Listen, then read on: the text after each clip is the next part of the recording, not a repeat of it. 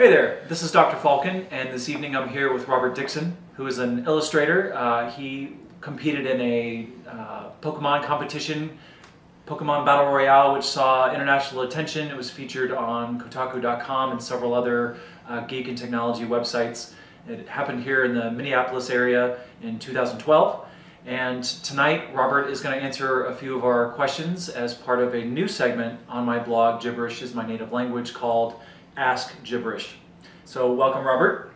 Thank you.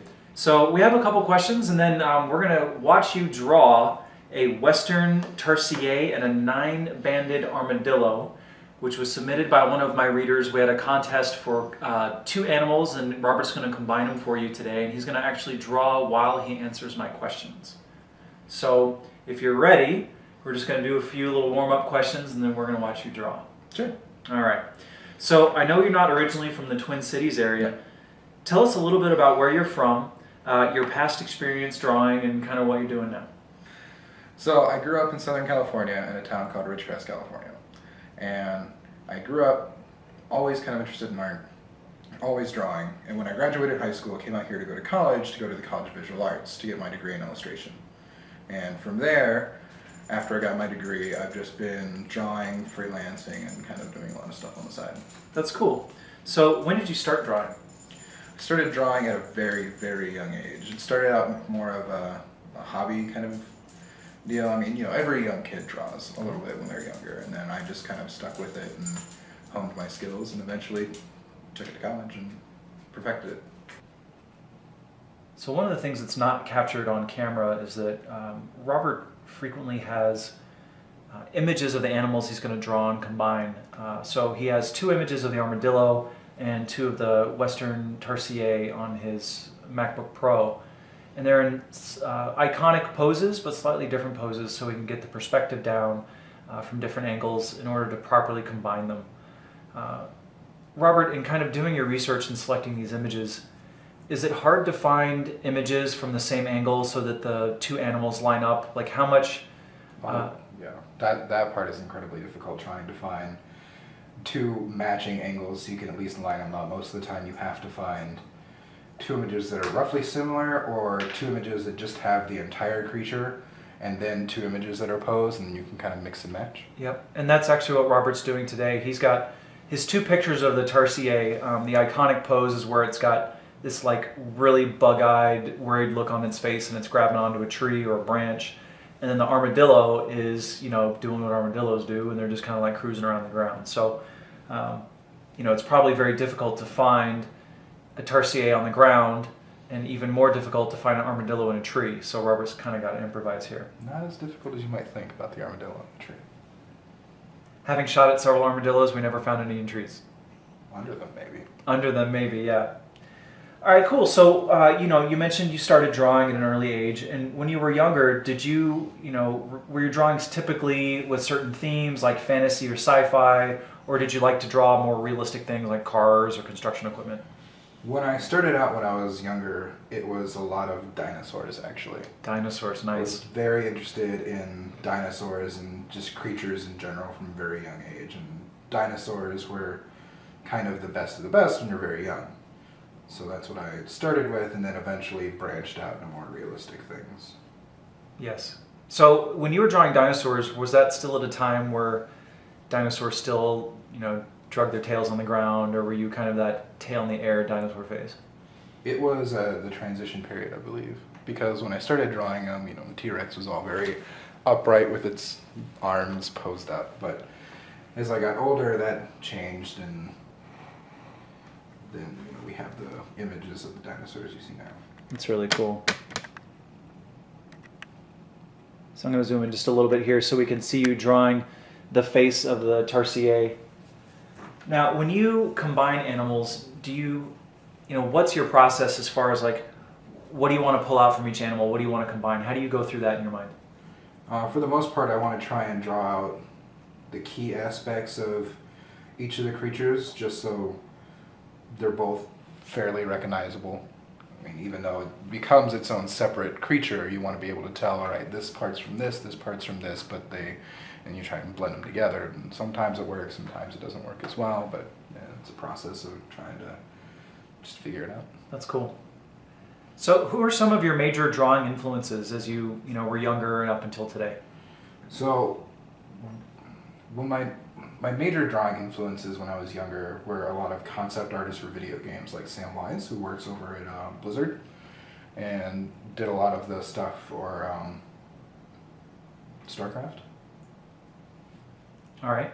Yeah, he did a lot of the creatures for early StarCraft, and that concept art was a lot of what inspired me when I was younger. And then as I got older, it was more comic book artists, and recently it's been Adi Granov, who's been one of my biggest influences. Sure. Who did all of or majority of the concept design work for the Iron Man costume, or the Iron Man suit from the latest movies. Sure. Now, would you consider yourself a self-taught illustrator? You mentioned that you received formal training at the college here in Minneapolis, the Design College. But do you think that a majority of your career you've been self-taught, or have you followed books? What was that procedure like? When I was younger, a lot of it was self-taught, just from lots and lots of practice drawing things. I tried books when I was younger, the how to draws and various art books, but none of them really stuck. I didn't learn as much from those as I did just by getting out there and drawing things in person. Now, I've heard from other artists that sometimes when they were younger, they would emulate one artist's style and just try to copy them and do it over and over again. And then other artists have said that they try to get their own style sort of derived from other things that they like. Did you try to strike out with your own style at first, or did you really enjoy, emulating somebody that you already liked? When I was younger, I did a lot of emulation from various artists about several different aspects, and lots of video game stuff again, a lot of Resident Evil, then some comic stuff, a lot of Spider-Man, Venom, a lot of Star Wars stuff as well. And then through doing all of that, I sort of built up this amalgamation of my own style. Sure. Now, you've mentioned video games a couple times. You mentioned StarCraft and Resident Evil. What is it about the video game genre's art style that you like? Well, as far as the artwork goes, it's a lot of the concept work. So it's very sketchy. It's not as polished or finished as you would see in like masterwork paintings, or a lot of final products you would see for like the covers of video game art. I like the concept art where it's very rough, not completely finished, and you still get the basic idea of what the artist was intending, but you also see sort of the follies and maybe some of the parts where they decided to go in different directions. Sure. So today, speaking of kind of evolving a concept, today you're drawing two animals combined together. How do you prepare for the illustration? We talked about the pictures, but do you have a clear idea in your mind, or sometimes you just have to sketch and sketch and sketch until something sticks? How do you prepare? It's a little bit of both, actually. Sometimes when the creature is proposed, I have no idea what I'm going to do until I look at the images, and once I look at the images, then sometimes it becomes very clear. Other times it takes a few trials of drawing it down on paper and just kind of working through the process. That's cool. So, right now you're doing the sketch part of the Western tarsier and the 9-banded armadillo, and just from seeing some of your other work, including the iguana parrot that is featured in the blog contest leading up to this interview, Yes. I know that you have a much more rich, finished, almost painted-like finished product. So, what are the steps that you go through in the process? The kind of research is first and the sketch, but what else do you do? So a lot of what it is it starts out the research and the sketches, like you said, and then I go through the process of after I get a somewhat finalized sketch, I take that and drag it into the computer and make it digital, and then from there I get a rough outline of what the creature is going to be on the computer, and I start painting it piece by piece, usually in Photoshop with a Wacom tablet. Cool. So, a lot of my readers are nerds, so let's talk a little bit more about that process. Do you scan the sketch in, or do you redraw it in the tablet from scratch, essentially? It depends on the complexity of the sketch. Oftentimes, if it's a fairly rough sketch and it hasn't been really fleshed out, I'll scan it in. Other times, if it's been pretty fleshed out and I have it's a fairly complete drawing, what I'll wind up doing is redrawing a simpler version of it for the computer, and then using the more finalized sketch as a reference to paint off of.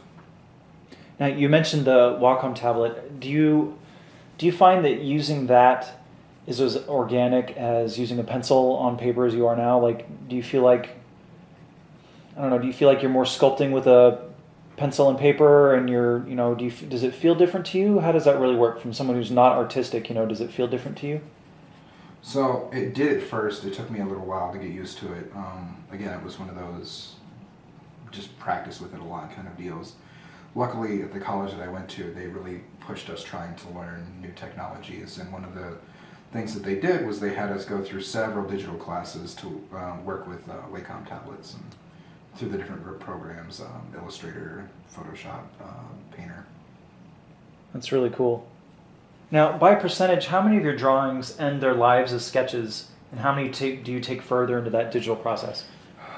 Well, that's a difficult question in the sense that some of my sketches sit as sketches for quite a long time. They get shelved. But there are times where those sketches see new light as I'm going through and developing other ideas, and I come back to them and then I go through and finish them. But an overall percentage, I would say probably 70 to 80% of my sketches end as sketches. Let's talk a little bit about the Pokemon Battle Royale art exhibit. We mentioned that at the top of the interview here. And that exhibit was put on by Minneapolis area Light Gray Art Lab earlier this year. How did you find out about it? So I was actually invited to it by a professor of mine I had at the college, Francesca Pushko. And when I had taken her class, it was a concept art drawing class, and she had remembered my style and remembered my love of creatures and the fact that I was kind of a huge nerd, and thought that I would be right up my alley, and so she sent me an email and asked me if I'd like to be a part of it, and of course I jumped on that chance. Now, how did you choose what Pokemon you were going to draw?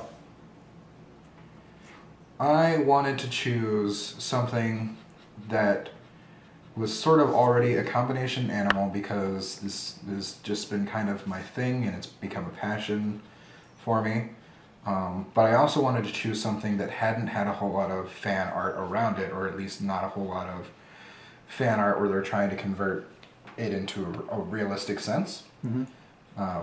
For example, Squirtle or any of the starters from the original set. So I just wanted to choose something that was really interesting to me and something that hadn't had a whole lot of iterations done in a realistic style, and that's why I chose Tentacruel, because it was sort of already a combination animal, and I thought I could just have a lot of fun with it, Kraken style. That's cool. Now, you mentioned, you have kind of a passion for combining things, and can you talk a little bit about your thesis at the art school? Yes.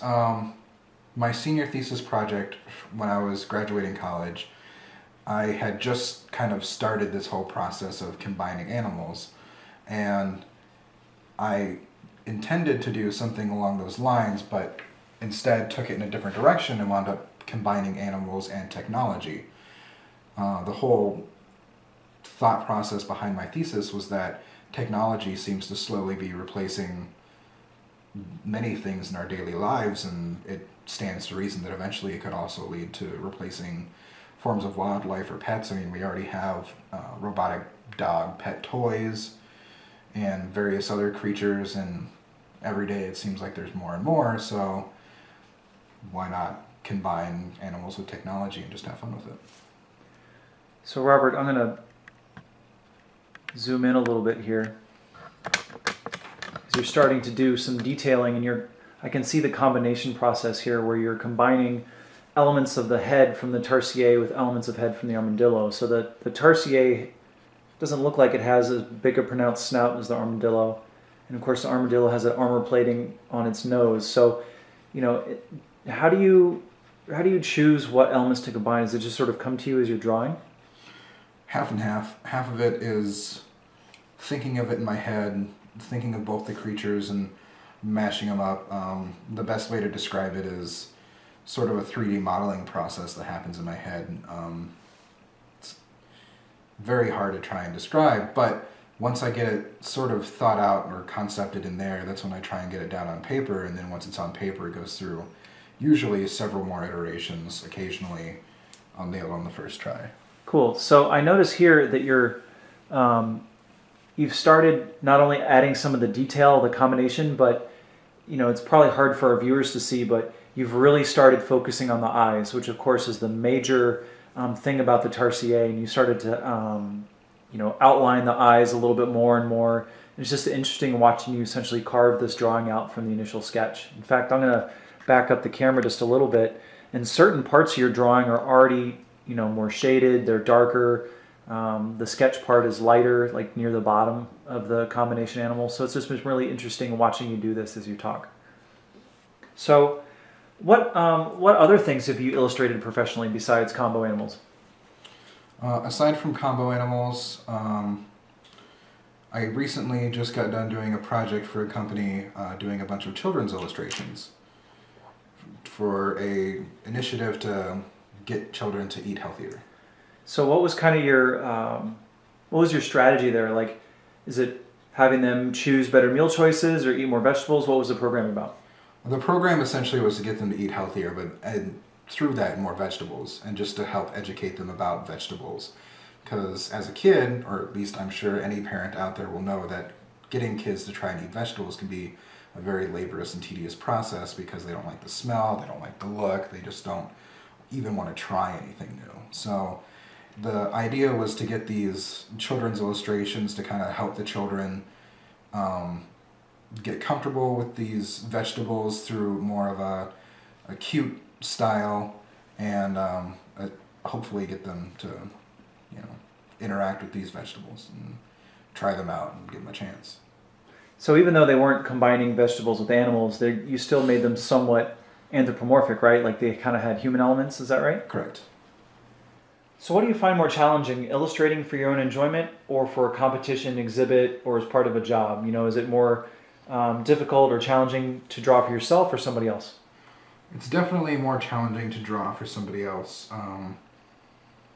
in the sense that you're always trying to figure out what their needs, what their wants are going to be, versus what you can get away with what you like. And as an artist, sometimes that can be very much a struggle. Do you find that it's difficult for you to let go of the creative process? Like if there's a deadline, you sort of have to, you can't come back and visit it. You mentioned earlier in your sketchbook that sometimes your sketches live for quite some time before you come back to them, but you can't do that if a campaign's going to launch, like the one that you mentioned with the fruits and vegetables. So, do you find that it's easier for you to work on a project where you have to let go, or is it harder because you can't make it as perfect as you want? Honestly, it would depend on the project. For instance, the fruit and vegetables one, even though it was a deadline, there was still enough time in the process where I felt like I could get what I wanted to achieve accomplished. Mm-hmm. Occasionally, for instance, this happened a lot when I was in college, there would be projects that had a super tight turnaround deadline, and you get what you can done, but it's not going to be what you wanted, so you have to turn it in the way it is and hope for the best, and then maybe later on down the road you revisit it for yourself. Sure. So one question I have for you is your drawing, and having seen some of your sketches in the past, do you draw roughly the same size of the animal no matter what the two animals are? Actually, yeah. And majority of it depends on the paper. I mean, a lot of the times I'm just using fairly simple 8.5 by 11 printer paper, and then that kind of dictates the size of my drawing. I know in college we were always pushed to try and break our boundaries and try and draw larger than how you would normally would, or if you already drew large, try scaling it back and drawing smaller. They really tried to push us like that, and occasionally I have done some larger drawings of these animals, but for the most part they all live within this kind of confined 8.5 by 11 space. Do you find that you've become comfortable with that scale? Very much so. Yeah. Yeah. That's cool.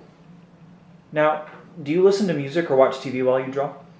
Normally I listen to music while I'm drawing. It just kind of helps me zone out and focus on the artwork as opposed to trying to think of anything else. Now, is there specific artists or genres that you like to listen to? Not particularly.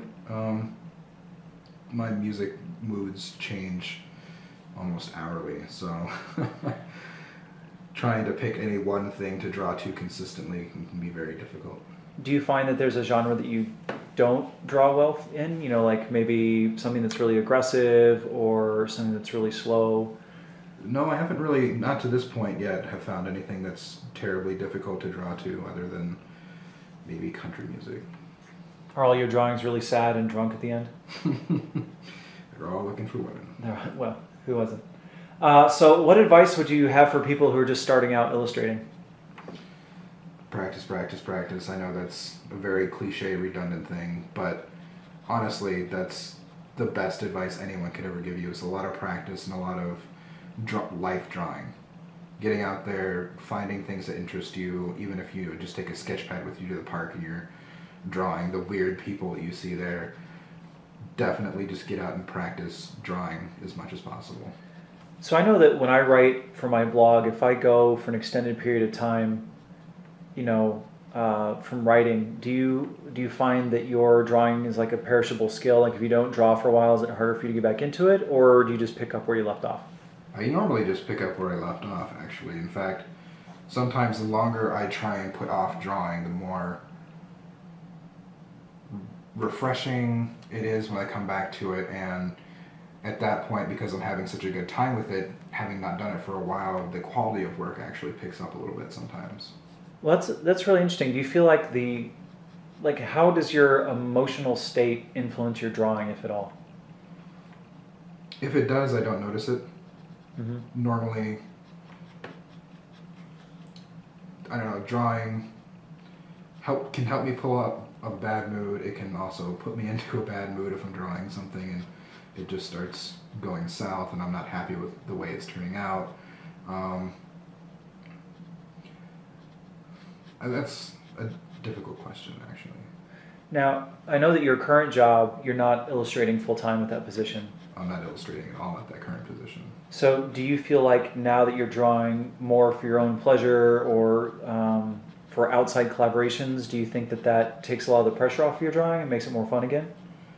Very much so. I mean, there were times at the other job where I was working on those children's illustrations where occasionally I felt stifled because it was, a project I knew I was supposed to be doing. I was on a deadline. I, had to do it a certain way. Especially doing cartoony illustration style was very difficult for me to adopt to because I had, or adapt to, because a lot of the time I like to draw very realistic. Sure. Or at least more realistic than I had to for those illustrations. Right, and you and I have sort of talked in the past about the other types of art that you like. For example, you mentioned concept art for video games. There's another famous illustrator who did a lot of work for like Jumanji and Phantom Menace, where the creatures are fantastic, but they're as realistic as possible. And that's more of your style, right? Correct. Yeah. So that's cool. Now, do you feel that it's easier for a younger person to start drawing than someone who's older? Not necessarily. I know there's a lot of talk about that being true, where it's just easier for younger kids to learn when they're younger, which is true to an extent, but it may not be best. Sometimes older people who have had more life experience are more inclined to pick it up easier than a small child who may not be completely interested in it as an actual form of art, but more as a therapeutic sense. Sure. Do you feel that, I could see one of the things with starting art or drawing as a smaller person or a smaller, younger person is that they may not have the fine dexterity that maybe, a young adult or an adult would. Mm-hmm. And just in watching you draw, like I've never actually watched you draw to this level before, and you're doing a lot of really fine detail, particularly around the head, but also in a lot of the armadillo armor. And I just wonder if that might be just me a little bit more difficult the younger you are, as opposed to having more fine motor control as you age. That would most likely, would stand to reason, but also when you're a lot younger, it doesn't really matter about the level of detail. You're more doing it to just try and express yourself. Was there a tipping point in your life where you're like, drawing is cool, and then all of a sudden it was like, I really want my drawings to look great? Yeah, I would say that happened around high school when I really started to try and hone my skills because I knew I wanted to do it as a profession instead of just doing it as a hobby. And at that point in my life is when I really decided that I wanted to try and take my artwork to a more professional level, a more realized level. Sure. Now, speaking of that, have you gotten any pressure from other artists, maybe that you encountered in school or earlier in your career? Have you ever been, criticized or gotten pressure from them for working in a corporate world? Very much so. Graduating with a class of illustrators, and then my first job was actually going into design.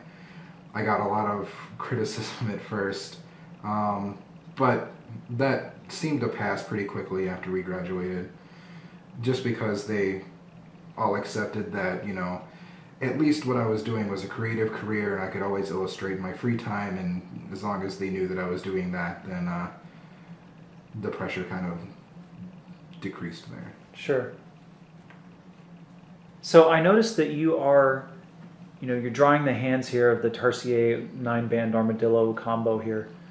And, growing up in the Midwest and the Great Plains, the armadillo has really, really long claws. That's how it digs. Yes. And the tarsier has very long fingers, but they're, it's a mammal, kind of more like a human hand, I guess, just with really elongated fingers. How are you deciding what elements to blend from each animal?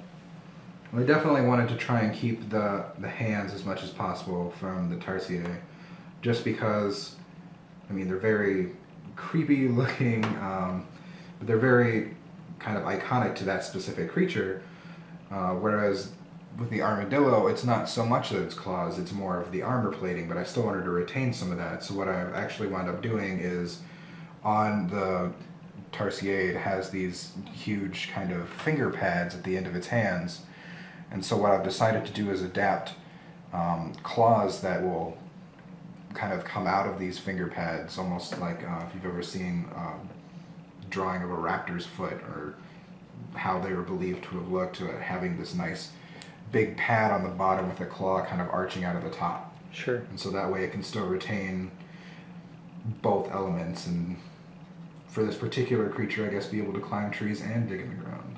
Nice. Now, it's hard to get away from the fact I just feel like your combination tarsier armadillo is smiling at me. It might be because of the large eyes, and one of your reference photos, it also looks like it's smiling. Do you feel like most of your animals are emotionless, or do you feel that they tend to be, I don't want to say cutesy, but more lighthearted or more predatory, or does it depend on the combination? It would definitely depend on the combination. There have been some combinations that were definitely more predatory, just solely due to the nature of the creatures that were being combined, and some that were more cutesy, others features that probably make them look more cutesy, such as the big eyes on this one. How do you determine, as you're drawing right now, it looks like you're starting to add hair, which is obviously the tarsier's feature and not the armadillo's feature. Did you make the determination to draw the armor first and then fill in with hair? Correct. I wanted to start with the armor and then work the hair around it, so it felt like the hair was actually growing out around the armor as if it would have actually, being a real creature.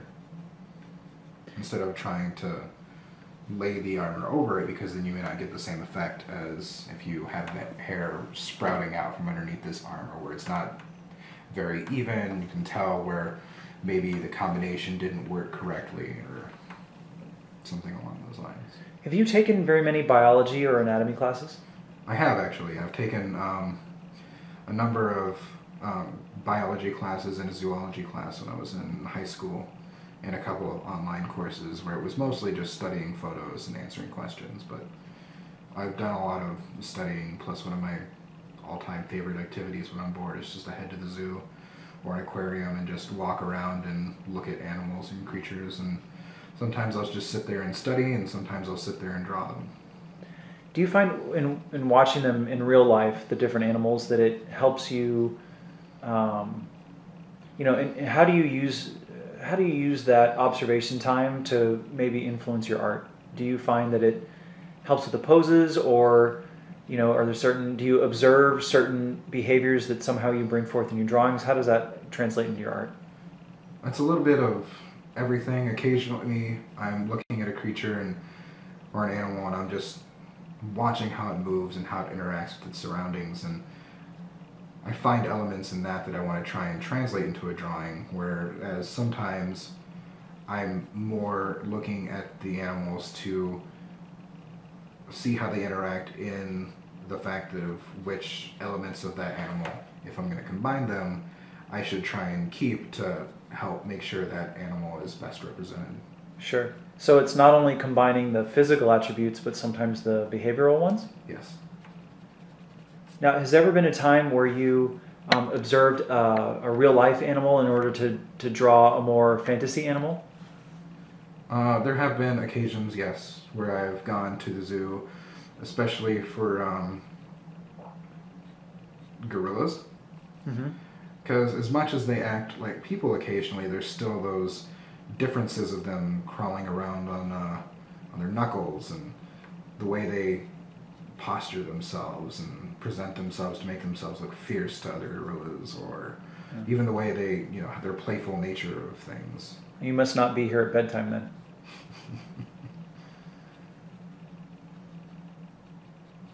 So at this point, how do you feel about your tarsier armadillo mashup?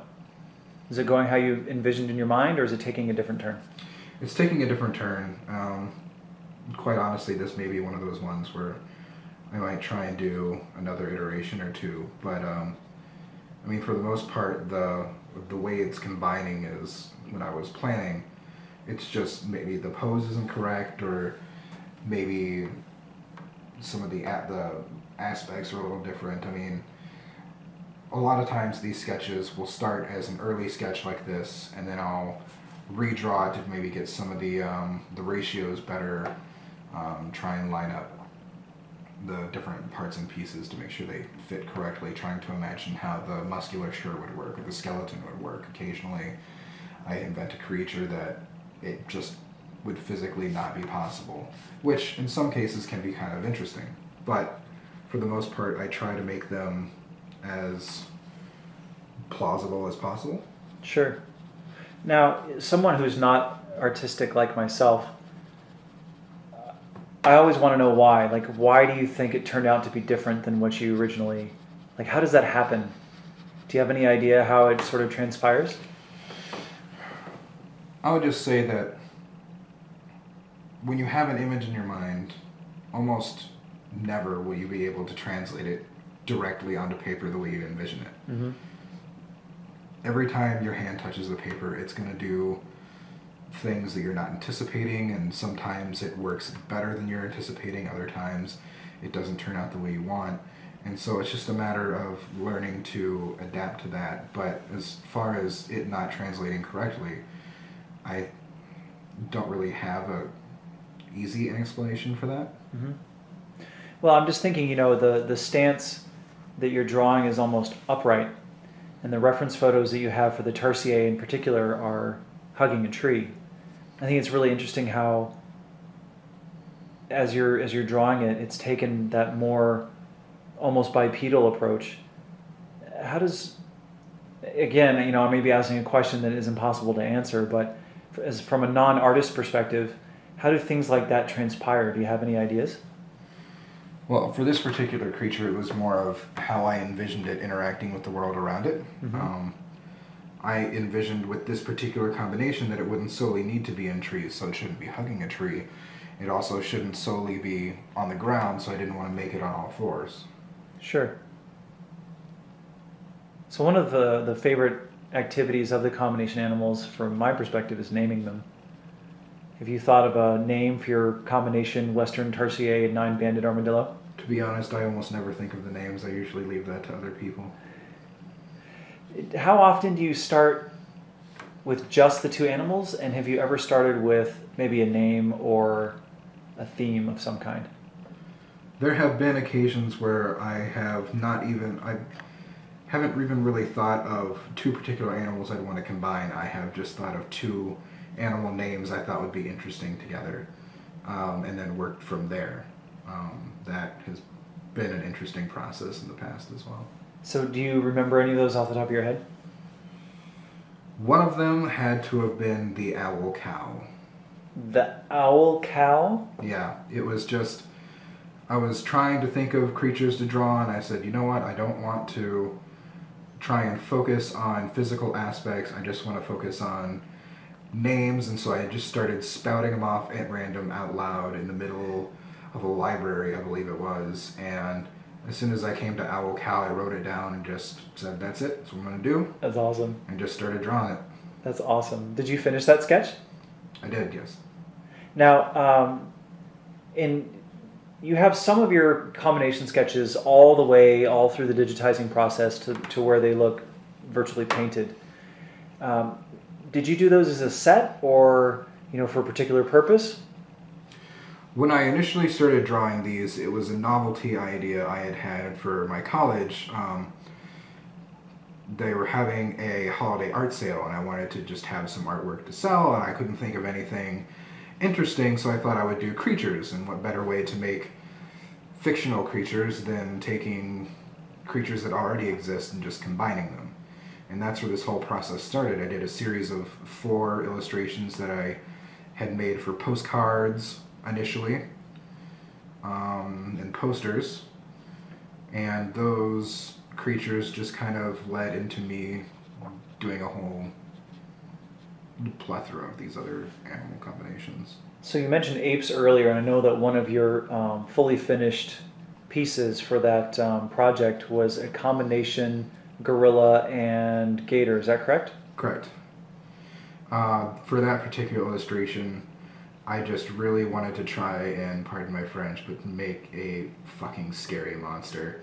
And what would be more terrifying than the powerful jaws and scaly skin of a crocodile or an alligator coming at you with the blind rage and power of a gorilla. That's awesome. Now, what other animals did you combine? I mentioned the iguana parrot earlier. The iguana parrot was one of them. Another one was a grizzly bear and an archer fish. I decided to stay away from salmon for obvious reasons. I decided to go with the archer fish because then you still have that bulk and power of the grizzly bear, but an archer fish actually has this unique ability to surface itself above water for a few seconds by jumping out of the water and then squirting a stream of water at insects flying by to knock them into the water, and then just eats them off the surface. It's a pretty bad combo if you're trying to get away from the archer bear. Yes. And were there any others? The last one out of the set of 4 was a squirrel and a tiger mixture. Now, what made you choose those two? So, the squirrel and tiger mixture, I wanted to just try and combine something with the tiger because I wanted to do a predatory cat, and I've always been more fascinated with tigers than lions or panthers or jaguars, just because I think it stemmed from watching too many Disney movies when I was younger. There's a lot of tiger-type characters they used, and because of that, I knew I wanted to combine something with it. And going through pictures of animals, I stumbled upon this picture on the internet of a close-up of a squirrel's foot. And I don't know if you've ever seen a close-up of a squirrel's front paw, but it's pretty dang vicious looking. Really? So, from there you figured it'd be that vicious foot would pair well with one of the biggest cats, right? Exactly. So, do you have any current projects you're working on outside of your work? Just a lot of these animal combinations, actually. I currently have, in sketch format, a little over 50 of them, with another 200 plus ideas just waiting to get put down on paper when I find the free time. Eventually I would like to make a book of a lot of these creatures and just get that out there so other people can enjoy it. Now, above and beyond the combination animals, do you do other illustrations for, in other venues? Like, have you considered working with musicians for album art or filmmakers for movie posters, anything like that? Definitely have considered it. In fact, I have a few potential projects coming up, hopefully, mostly with musicians. It kind of started with a friend of mine's band, and he asked me to do some album artwork for him, and So I did that and had a lot of fun with it. Occasionally I'll do tattoos for friends or interested people. But yeah, I've got, some other stuff coming down the line, which is hopefully going to be pretty promising. I'll be able to announce that soon. Awesome. Now, I also understand that you used to do a lot of miniature painting. Is that correct? Correct. I still do, actually. And do you find, like, how similar is that process to this process? I feel like all just very detail orientated and focusing on the details of the painting, especially when you get the blank figures. For instance, I paint a lot of Warhammer 40k miniatures, which started out as just a painting hobby, and then because I had all the miniatures painted up in armies, I actually started playing the game. So right now you're doing the shading part. Yes. And do you feel like you're close enough with the sketch that you're ready to take it to the next level, or maybe, do the same creature in different pose? At this point, I would definitely take this and possibly do another iteration, or with this particular one, I may just be comfortable enough taking it directly into the computer to do a slightly altered pose. So in this case, would you still continue to use the actual animals as a reference, or would you rely on the combination animals? Now that I've gotten this far in the process, it's just a matter of I'm familiar enough with the animals that I would just continue without using reference photos anymore, because by this point I have the look, I have the feel, I have the aspects I want to combine, so then it's just a matter of tweaking those and making adjustments. Nice. Well, I really appreciate your time today, Robert, and I know that you have a website and a Facebook page and a Twitter account. What's the best way for people to follow your art and get in contact with you? Best way to follow my art is to follow my website and follow me on Facebook. And your website address is? RobertDicksonIllustration.com. And you have a Facebook page? Yes. Yep, and we'll run that at the bottom of the video here. And also be mentioned in the follow-up article to this interview, which will be located on my blog, which is Gibberish is My Native Language, found at journal.drfalcon.com. Big special thanks to Robert Dickson for coming out and spending a little bit over an hour drawing for me and answering our questions.